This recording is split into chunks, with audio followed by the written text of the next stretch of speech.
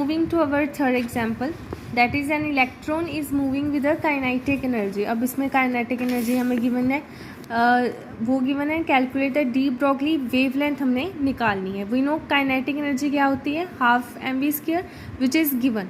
उसकी हमने value put कर दी.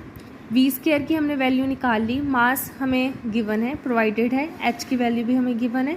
नाउ v² में हमने मास की वैल्यू पुट कर दी and we will get v value. अब v वैल्यू को हमने फॉर्मूले में पुट कर देना है to calculate the wavelength, that is lambda, जो कि हमें मीटर्स में आ गया. एंड जैसे कि लास्ट एग्जांपल में हमने इसको नैनोमीटर में कन्वर्ट किया था, वैसे हमने यहाँ पर कर देना है. Moving to next numerical, calculate de Broglie wavelength of an electron that have been accelerated from rest through a potential difference of 1 kilovolts. तो इसका सोल्यूशन क्या है कि half into mv² we know kinetic energy होती है is equal to EV. E की value पता है आपको 1.6 इंटू 10⁻⁻19. V की वैल्यू 10⁻³ वोल्ट्स होगी. एंड मास हमें पता है इलेक्ट्रॉन का 9.1 इंटू 10⁻31 kg. कुछ वैल्यूज़ ना शायद वो ना भी प्रोवाइड करे, तो आपको पता होना चाहिए. जैसे कि मास की वैल्यू होगी, एवोगैड्रोज नंबर हो गया, प्लैंक्स कांस्टेंट की भी वैल्यू हो सकता है कि एक बार वो ना दे.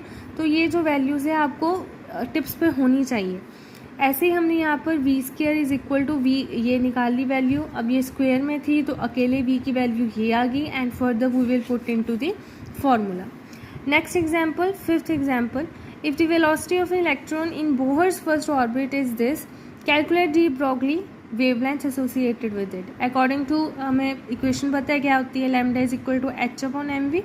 m की वैल्यू देखो यहाँ पर भी प्रोवाइडेड नहीं है, पता होना चाहिए आपको 9.11 इंटू 10⁻31 kg. वेलोसिटी आपको गिवन है. प्लैंक्स कांस्टेंट की वैल्यू आपको पता होनी चाहिए. लैम्डा में पुट कर दो and you will get the answer.